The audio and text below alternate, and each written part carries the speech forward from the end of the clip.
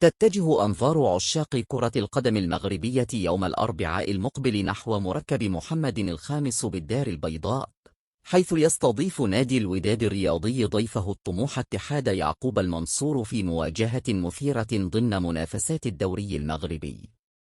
يدخل سوداد الأمة هذا اللقاء وعينه على النقاط الثلاث لمواصلة الزحف نحو الصدارة وإسعاد جماهيره العريضة التي تنتظر أداء قويا يليق بسمعة الفريق وتاريخه الحافل، مستغلا عاملي الأرض والجمهور في هذه السهرة الكروية.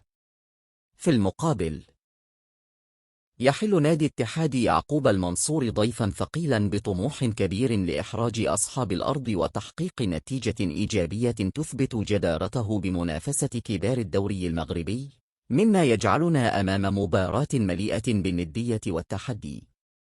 المواجهة ستكون اختبارا حقيقيا لمدى قدرة دفاع الضيوف على الصمود أمام الهجوم الودادي الكاسح والضغط الجماهيري الرهيب في المدرجات. ستنطلق صافرة البداية في تمام الساعة 7 مساء، وستكون الموقعة منقولة عبر قناة الرياضية. فهل سينجح الوداد في حسم الموقعة لصالحه وتأكيد تفوقه؟ أم أن لاتحاد يعقوب المنصور رأيا آخر في قلب الدار البيضاء؟ شاركونا توقعاتكم لنتيجة المباراة في التعليقات.